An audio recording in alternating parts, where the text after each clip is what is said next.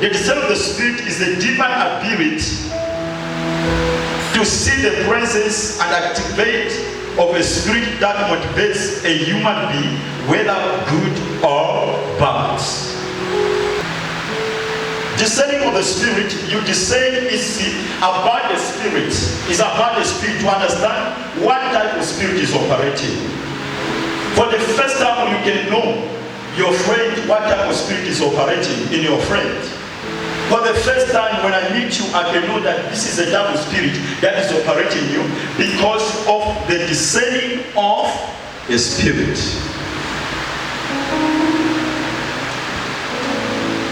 Discerning of the Spirit is what helps us even to pray. Because you can't pray when God has not allowed you to pray. You discern that God wants me to pray. Discerning of the Spirit can tell you that in this house there's something that has entered. Something is wrong in this house. So now, the discerning of the Spirit, the gift of discerning of the Spirit, it penetrates to the dividing of soul and spirit within the church.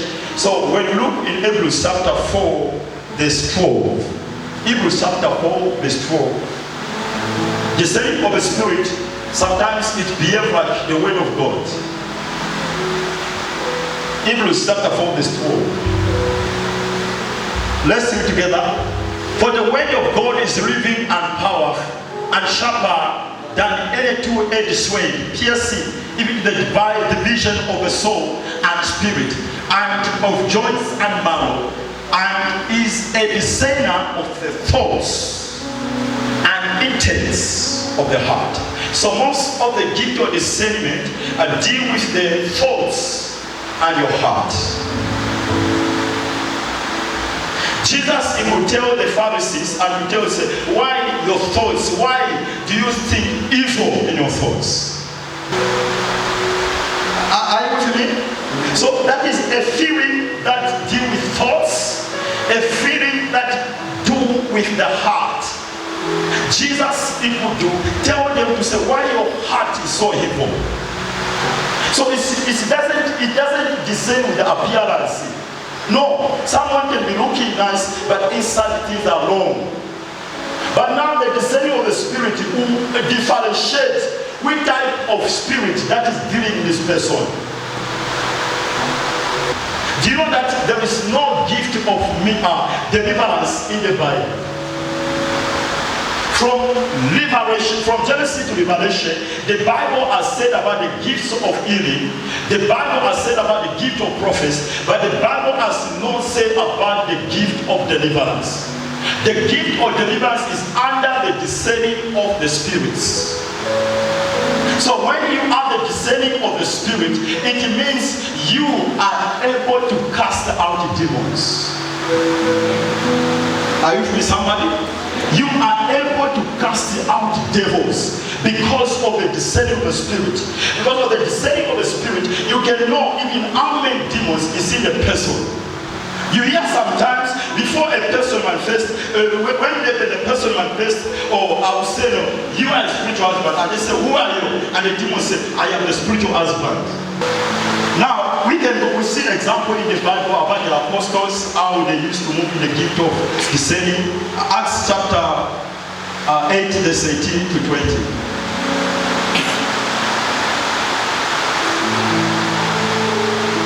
Am I helping somebody here? The gift of discernment, it works. Like the way it's seated like this, you can understand what he's thinking. And And this, the spirit of gifts can come upon the people who are open their hearts. When your heart is broken and you desire. Because why you don't receive? Because you don't desire. Especially, you don't desire. But when you desire, that is when you can receive. Alright, let's sing together. And when Simon saw that through the laying on the apostles' hands, the Holy Spirit was given, he offered them money. Verse 19. Let's sing together. 1, 2, 3, 4, go. Say, give me this power also, that anyone on whom I lay hands may receive the Holy Spirit. You have neither part nor portion in this matter. Because it's not by might nor by power for you to receive a spiritual gift. For your heart is not right in the sight of God. We are saying a discerning of spirit is most work for the thoughts and your heart. So that's why Peter was saying, your thoughts is evil and your heart is not right in the sight of God.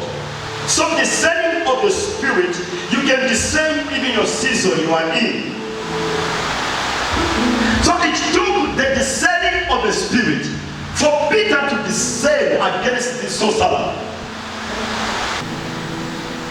Alright, let's look at another example in Acts chapter 13, verse number 6 to 12.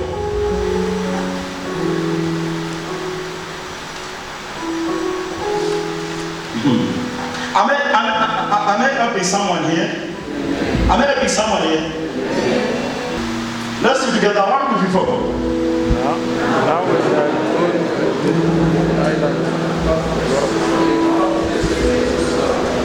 And now when they had gone through the island to Paphos, they found a certain sorcerer, a false prophet, a Jew whose name was Bar Jesus. So this name they knew in the town as his name was Bar Jesus. I know you don't understand the word Jesus. Jesus is equal to Joshua. Jesus means Savior. So why Jesus became as the second Joshua to deliver his people? The only thing that makes different is Christ. So this one is Bar Jesus. The one that we bow to is Jesus Christ. Christ means anointed or Messiah. Let's go to verse 7. Let's do together. 1, 2, 3, 4, go. Who was with the proconsul Sergius, Paulus, an intelligent man. This man got for Barnabas and so to hear the word of God. So as you may be serving as a child of God, it's not everyone who come at the meeting of crusade or conference who are of God, but others who are of devil, they will come to test you. Verse 8. But what?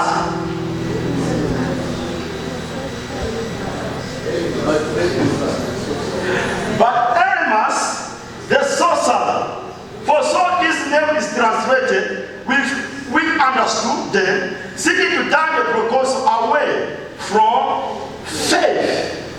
Verse 9. Then Saul, who was called Paul, did what? Filled with the Holy Spirit, looked intently at him. You see, people who are filled with the Holy Ghost, they are very courageous. Just then, 1, 2, 3, 4, go. Let's sit together. And say, all full of deceit and pride and all pride, you son of the devil, your enemy of righteousness, you enemy of righteousness, we will not cease perverting the straight words of the Lord.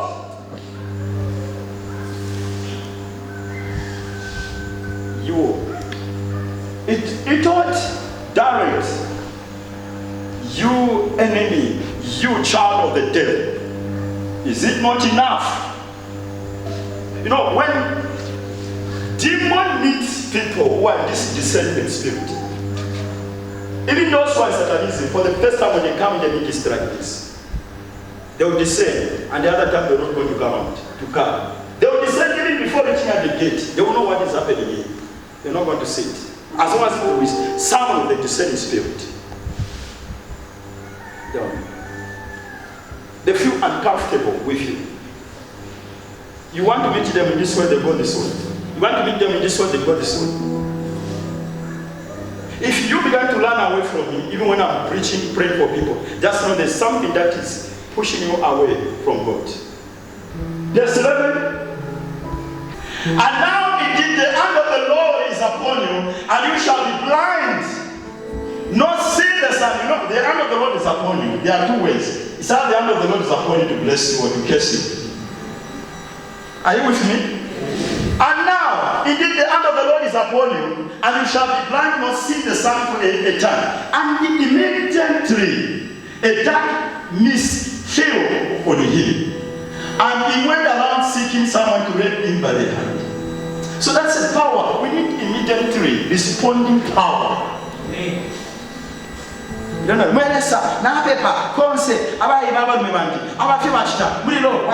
we need the immediately.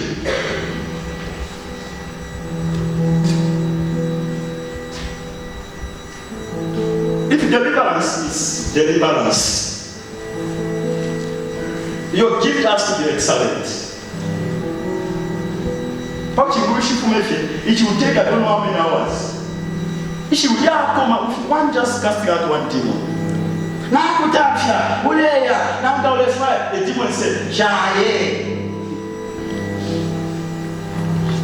so the blindness came upon this sorcerer, and he met the power, and the lesser power shall bow to the higher power. So now the power that you are carrying, it is the supernatural power. It's the power which is above all powers. You are carrying the power that is above all powers. So this man was delivered for the glory of the name of our Lord Jesus. Let's see the sword. Let's see together. 1, 2, 3, 4, go. Then the proconsul believed when he saw what had happened, done, being astonished at the teaching of the Lord. He was astonished. You need to make people to be astonished about the God that you are carrying.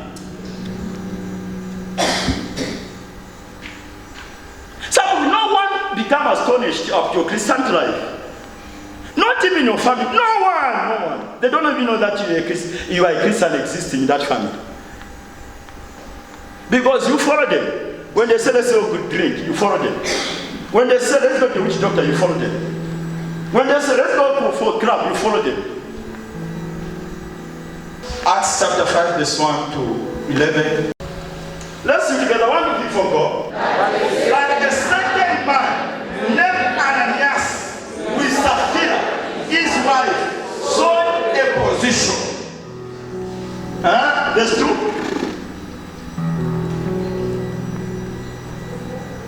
Is it this 4 this what? But he kept back of the proceeds. His wife also being aware of it, and brought a certain part and laid it at the apostles' feet. Verse 3. But Peter said, Ananias, why has Satan filled your heart to lie to the Holy Ghost, the Spirit, and keep back part of the price of the land for sale? So the sale of the Spirit is good for the people who walk in lives. You know, in the church, we lie too much. But for the first time, I know that you are a liar. No, you're gonna kashtefi. Hallelujah. Why has Satan filled your heart? So the gift of discernment deals with your heart. While it remained, was it not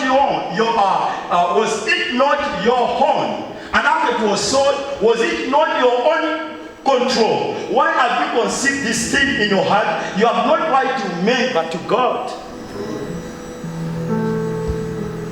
Never promise to God if you can fulfill.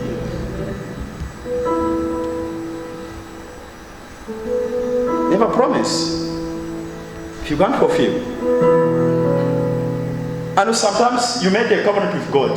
You know, these people, they enter in the covenant with God.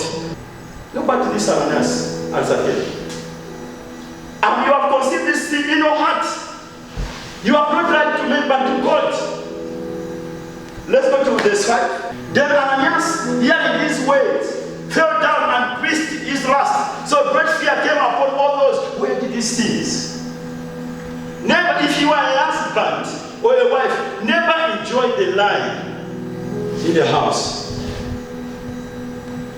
You know, when you marry a man who is a liar, also a woman will become a liar.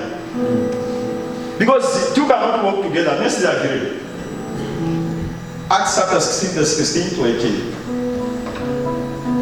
Am I helping somebody here? Amen. Now it happened as we went to prayer that a certain slave girl possessed with a spirit of divination met us. Spirit of divination is that the people that intend to prophesy, but they are not prophesying from God. Verse 17. This girl, let's read together. I want to read focus. I want to read together. I want to read focus. This girl followed Paul and us, and Paul said, "These men are the servants of the Most High God, who proclaim to us the way of salvation." So the sending of the Spirit, we need it in the body of Christ, where people they have to discern. With this list of the people, they have come with intention. The people that visit your family, who comes at your house, they come with different intention. Other people they come to bless you. Other people they come to destroy you. Other people they come from the village because you are a relative. You want to help them, but other people you help them at the end also they have to help you to destroy them. Alright, verse 18. Let's say together. And this she did for many days. But Paul, greatly annoyed, came and said in the Spirit, I command you, in the name of Jesus Christ, to come out of her. And it came out that very hour. So you need to become anointed in the Spirit. When you become anointed in the Spirit, devil becomes scared. The devil be wise as a snake and be humble like a dove. It's not every time that you are married, but a certain time that you have to be very anointed in the Spirit. Enough is enough of this situation. So this demon came out because of the descending of the Spirit.